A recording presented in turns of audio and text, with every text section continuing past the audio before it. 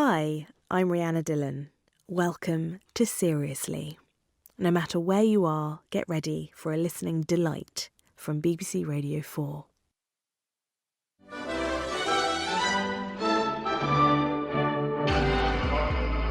This is really a story of the mainstream being attacked by everything that isn't itself. You know, if someone wants to go down the street, chanting racist epithets and all that, they have the right to do that. Racism, misogyny at the centre of our political culture. Prepare to get... This is a documentary that shouldn't exist, according to the people it's about. They say that the old media has deliberately shut them out. They say that the reason they exist at all is because the mainstream media has lost its way, is too reactive, intellectually dishonest, a slave to the dead hand of political correctness. While mainstream journalists scan Twitter for their news morsels, just out of their eye line, over on YouTube, something vast has been brewing. A new breed of homespun political commentator. Not always pretty, provocative in tone, uncompromising in content. The more you blithely regurgitate the same brain-dead progressive cliches, the less people care. Is radical feminism a refuge for fat, ugly women? The stereotype generally holds true. They look like swamp donkeys. That's Paul Joseph Watson. His YouTube bio says simply culture, controversy, contrarianism. He has 1.4 million YouTube subscribers. He gets 500,000 views per video. For reference, that's about the same as an episode of Newsnight. He has more Twitter followers than any UK journalist, more than Andrew Neil, more than Laura Kuenssberg or Nick Robinson. Once, Paul Joseph Watson ran his channel from his mum's house. Now, he has a very big flat in London. Hello everyone, I'm interviewing Steve Bannon. We are raising the alarm now, because we know that ultimately you want us all gone. That is Sargon of Akkad. Real name, Carl Benjamin, a 38-year-old father of two who broadcasts from his garage in Swindon. Pithy, angry, intellectual carve-ups of his enemies, social justice and progressive politics. He has 850,000 YouTube subscribers. Hello, my dudes. I'm here to tell you a secret that communists don't want you to know. Just as soon as this beat drops. That's Count Dankula. He has 380,000 YouTube subscribers. For reference, The Guardian's star journalist Owen Jones has 113,000. Together, they're the leading lights in what they'd call the alternative media, a new street-fighting commentariat who've made their own audiences from nothing but their capacity to pull people in. I'm Gavin Haynes. Over the last 3 years, I've been watching them slowly crawl out of the internet swamps and evolve themselves into a force that, I believe, now needs to be taken seriously. They're all on the right. They style themselves as classical liberals. All three have courted controversy, and controversy has found them. Count Dankula has a hate crime conviction. Sargon of Akkad is banned from Twitter.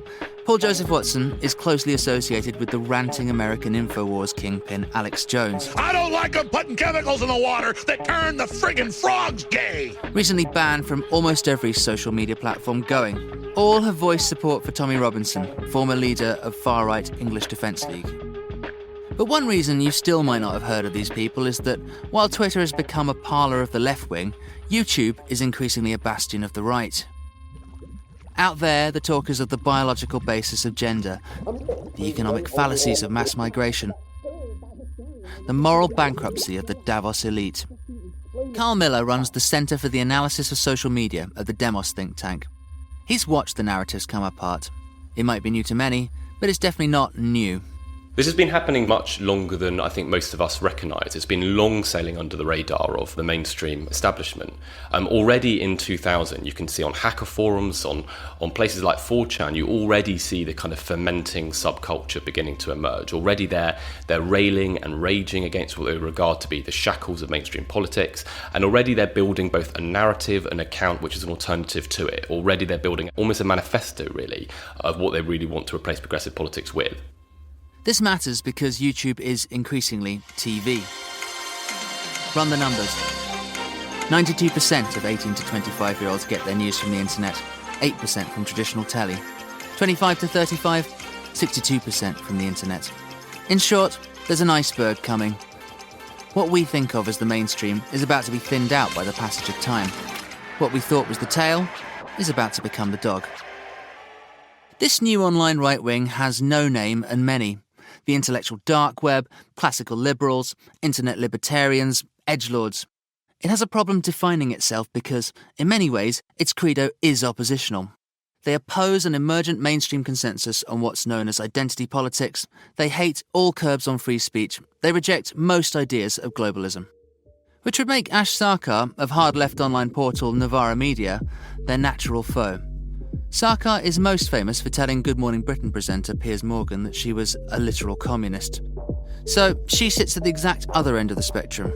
These people might present themselves like jokes, but their ambitions are very, very serious indeed. They're not content to remain at the margins of the outer edges of the internet. They want to dominate our streets. And unless we want to see the most egregious forms of racism, misogyny at the very centre of our political culture, then we need to fight them very, very seriously. Well, you should see what they say about her. And that really is what we have here. There's a culture war going on. It's nasty, brutish, and very, very long. Out there, in the corners of the internet, two distinct ideological lenses are being shone on the same events, each vying for media supremacy. I just stepped off the train in Swindon, Wiltshire, where I'm about to go and meet a man called Carl Benjamin, who goes by the name Sargon of Akkad on the internet. He is the only figure from this movement to so far have agreed to meet with us. The others seem somewhat publicity shy when it comes to the mainstream media. He's at a pub just down the road, so let's head there now. Hi, Carl. Gavin, BBC. If you had to boil it down, what do you stand for? I stand for English liberalism, as opposed to various collectivist strains of continental ideology that are trying to centralise power away from the average person within this country. The driving goal of liberalism and English political tradition was to decentralise power and hold power to account. That British liberalism means treating people as ends in themselves rather than means to an end. A principle Sargon of Akkad feels we've abandoned. Classical liberals say that they care about the rules above all. They say they care about equality of opportunity and leave equality of outcome to sort itself out. But politicians are more pragmatic. In Britain, affirmative action is now authorised under the 2010 Equalities Act, and in recent years the talk is of identity, gender audits and systemic racism, things that Sargon of Akkad stands in stout opposition to. But does that mean there is no problem? I wanted to know how prevalent he thought racial discrimination is in the UK. Institutionally, there is no racial discrimination against non-white people, for example. Racial discrimination has been institutionalised in our country, but it's not against non-white people. White men are the ones who are failing in this society, and they're doing it because there are various kind of affirmative action programs to promote non-white people at their expense. It's not that I want to see any kind of racial discrimination, but it has been institutionalised. Sargon of Akkad feels that saying these things means that he has railroaded out the broader debate. There's a chilling effect. But I wondered whether his version of liberalism accepted that other minority voices could also be pushed out. I am the vulnerable minority. I am the person who's not being served by the current media landscape. The media landscape are serving all manner of people who say all manner of ridiculous things along various identitarian categories, decrying all white people as racist, all men as sexist, the very nature of being female to be oppression. I am the minority that has had to build up a large presence on the internet and break into the mainstream using it by just having so many voices behind me you can't ignore me anymore. I Am the Vulnerable Minority is certainly a t-shirt campaign to rival This Is What a Feminist Looks Like. Harder to get the body shop to stock it, true, but it's precisely that capacity to speak to a demographic that feels shut out that makes his audience so loyal, so fannish. It's what allows him to now make £10,000 a month from his audience sponsorship. His YouTube advertising revenue possibly doubles that amount. That level of popularity confers its own kind of legitimacy, but the mainstream media still treat him warily. Particularly after a 2016 tweet in which he told Labour MP Jess Phillips that he, quote, wouldn't even rape her. Here's Carl Miller, a research director at Demos. The question of quite how legitimate Sargon of Akkad actually is a really difficult one. On the one hand, I've long thought and long argued that the kind of ideas that should be present, available to people in mainstream politics should be wider than they are. But on the other, there is this genuine fear, I think, that you have kind of dangerous, like incredibly divisive ideas currently being kind of repackaged, rebranded, in order to deliberately appeal to more mainstream audiences. So I think it's really tough to know quite how legitimate he is, but I think fundamentally he should be spoken to because he's speaking to lots of people. It's indicative of how culture wars are gloves off. While he may preach centrism, Sargon of Akkad's commentary style is as often a 90s pro wrestling body slam on his opponents. I asked him, is that not a touch hypocritical? I didn't start the fire. I wasn't the one who decided that race and gender were perfectly acceptable ways to attack people, and I wasn't the one who called all white people racist. I am responding to what I'm being given. I'm more than happy to have a nice, polite conversation with someone like this, but if people are going to tell me that I am a bad person because I am white, I am liberal, I am pro-capitalism, I am pro-Britain, then I don't feel that I should have to hold back just because they don't realise that they're on the wrong side of the argument. They call me a Nazi to the entire country on a near daily basis. He didn't start the fire. Over and again, the complaint from his side was that the left had somehow gone mad, that our subjects had stayed the same while the mainstream culture had pivoted around them. I didn't want to tell anyone that this could be diagnosed as a traditional midlife slump into Toryism, but the left me was by now a familiar refrain. The left hasn't left Helen Lewis of the New Statesman, but it's certainly slammed a few doors behind her.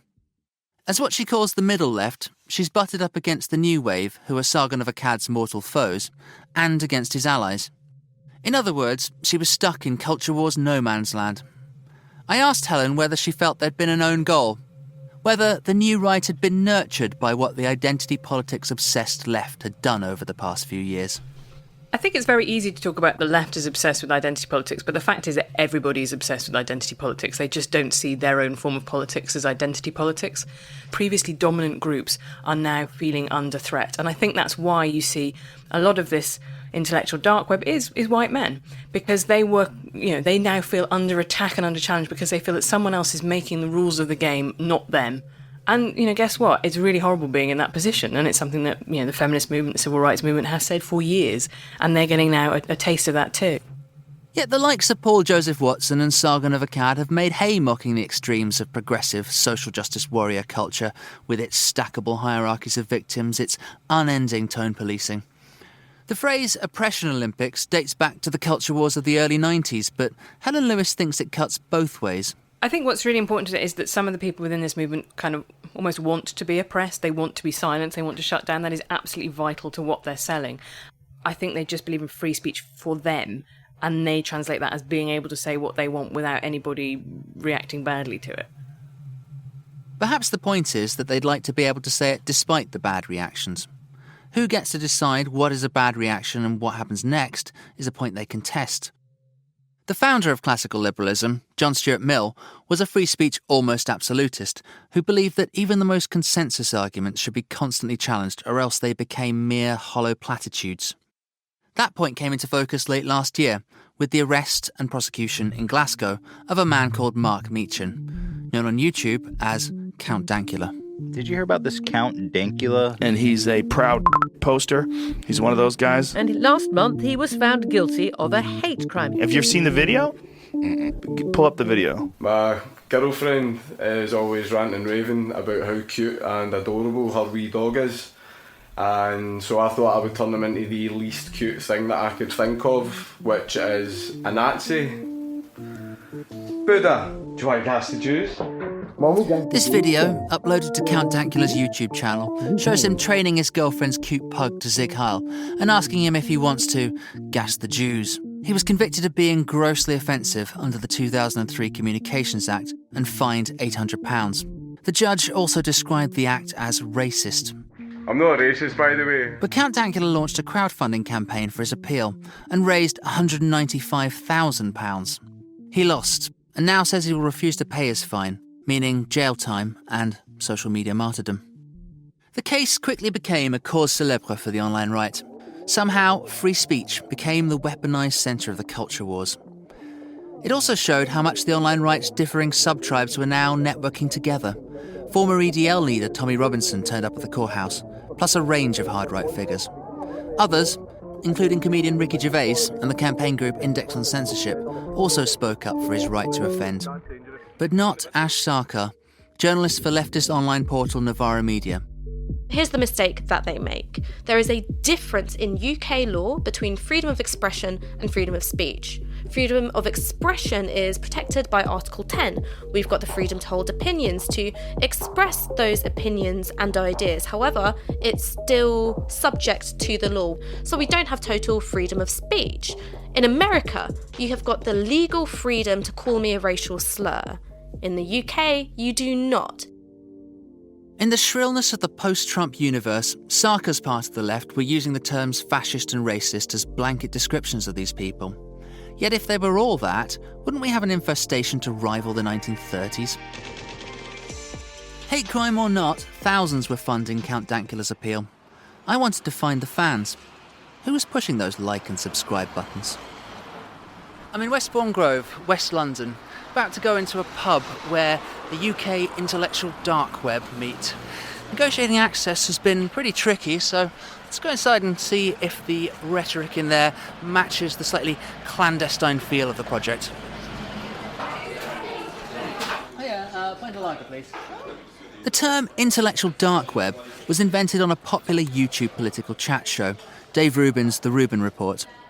It was a group of big intellectual figures, including Canadian clinical psychologist Dr. Jordan B. Peterson, interested, they said, in having the difficult conversations, the ones that ripped up the old left-right axes, and having them in long-form, nuanced ways. Tonight, a few of their fans were getting together, in homage. 12 fresh disciples clustered around a long table. They were diverse, ideologically. They were also Polish, Chinese, a truck driver, a barrister, occasionally a woman. Few wanted to speak on the record, and there was a strange touch-and-go moment with some of them in a corridor where I wondered if I was about to be expelled.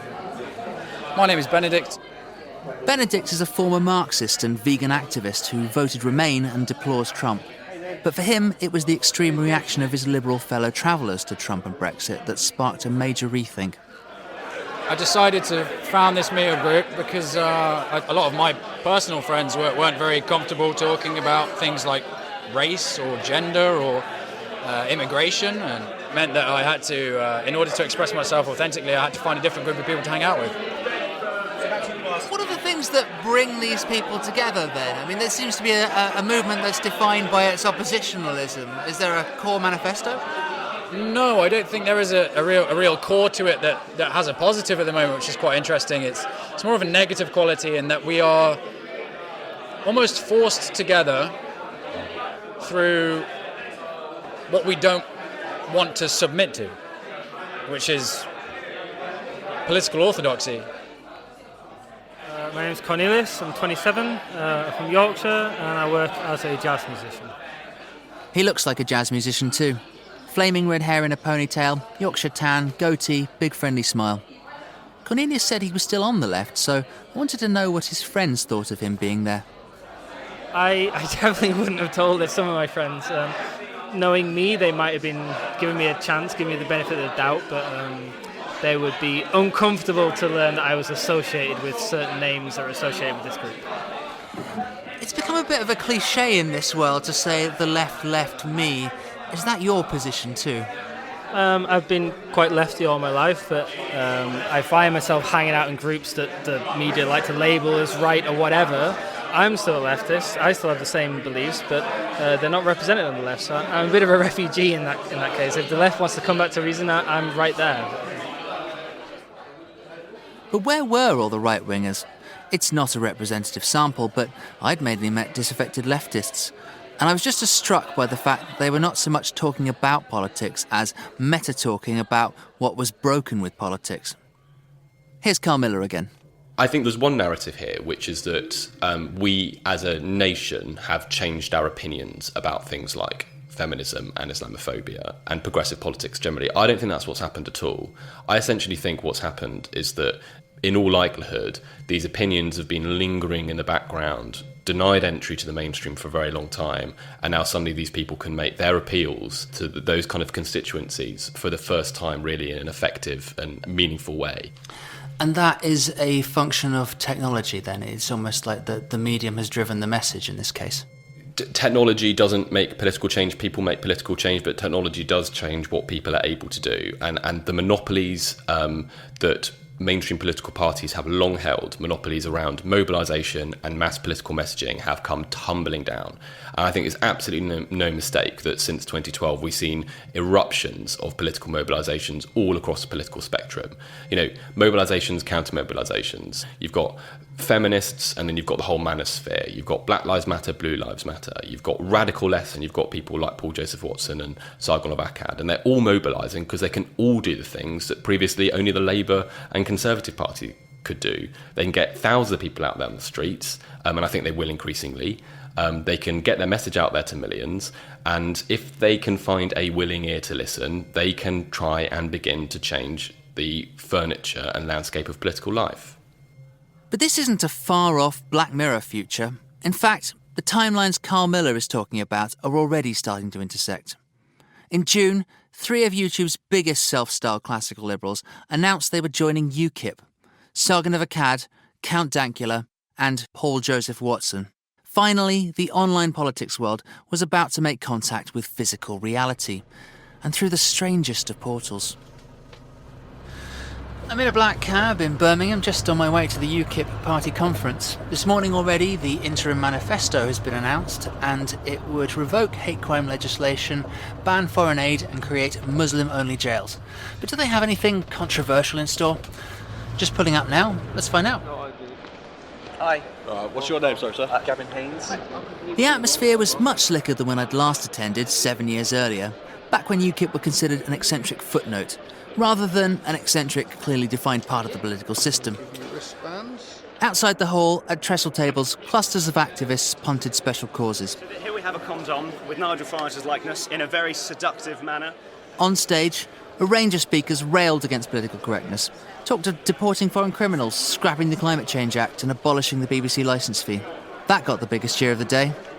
Let's take the case of a serial burglar called Nathan Cassidy, who was spared a jail sentence. The reason he was spared, the judge accepted that he was allergic to prison. That's Neil Hamilton, who sits in the Welsh Assembly and is deputy chair of UKIP. He was flush with success after a speech entitled A World Gone Mad. Culture wars were clearly his thing. But what did he think about Sargon of Akkad, who was addressing the conference later that day? I was impressed, not just by his grasp of using the internet in order to communicate, but also for the really deep and well thought out political position that he has on all major issues. So I'm delighted that he wants to get deeply involved in UKIP. I mean, at the same time, the party does seem to be changing in some respect. It's almost a sense that they are targeting that sort of YouTube crowd. Would you say these two are a good mix? Yeah, I think we desperately need to get younger people involved. Count Dankula was also giving a speech just after lunch. A moment when pensioners are at their most defenceless against a beardy Scottish mosher with studs in his nose, buttons in his ears and a hate crime conviction. Some people will be against this, as they feel it will give racists and hateful people the liberty to say all the hateful things that they want. Yes, that is the price you pay for freedom of speech. The audience seemed to love it. In fact, both sides seemed flattered by the other's acceptance. Though there's still a big schism they might not have noticed yet. Someone like Count Dankula, economically centrist and socially libertarian, represents something quite different from the Thatcherism or the social conservatism that UKIP might have been associated with in former times. Yes, they do. Marcus Meakin, but I'm more better known by my YouTube name, Count Dankula.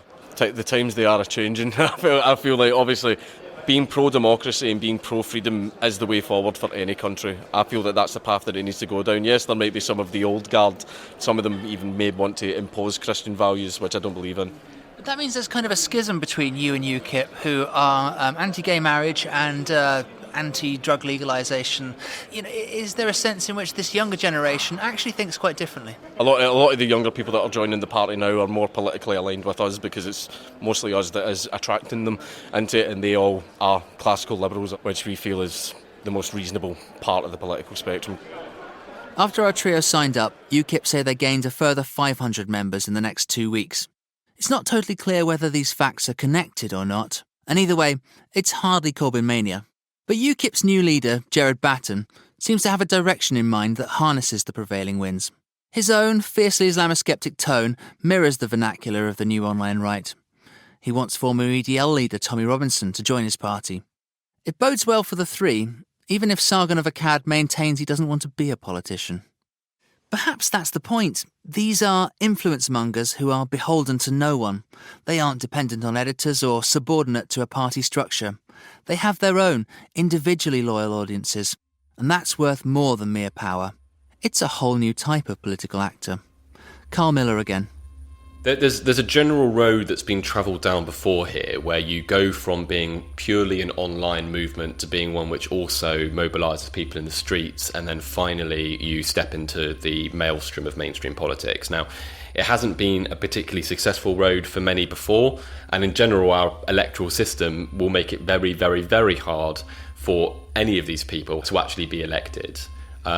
So I don't think the future for them is actually a future as formal politicians. I think it's more going to be these voices, these activists, who will be able to kind of mobilise probably people and money out there on the streets for this kind of changing cloud of politicians that they think best and most espouse what they think is right.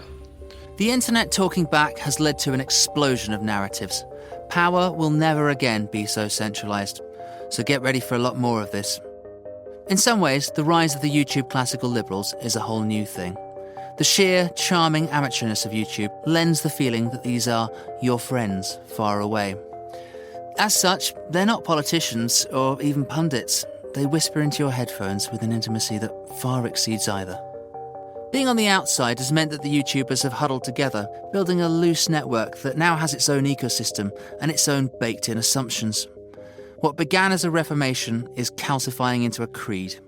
These people aren't always pretty, but as they acknowledge, they've been brought to power by the reluctance of the mainstream media to say the unsayable. To no one's real surprise, that has meant that the unsayable has now swelled to a vast lexicon, all greedily colonised by this online id. How big they grow still depends closely on the mainstream's capacity to integrate their voices. But for all its noise and bluster, this political movement is still very young. If you compare it to the lifespan of the internet, these guys are Ask Jeeves. When we get a Google, that will be a very different world.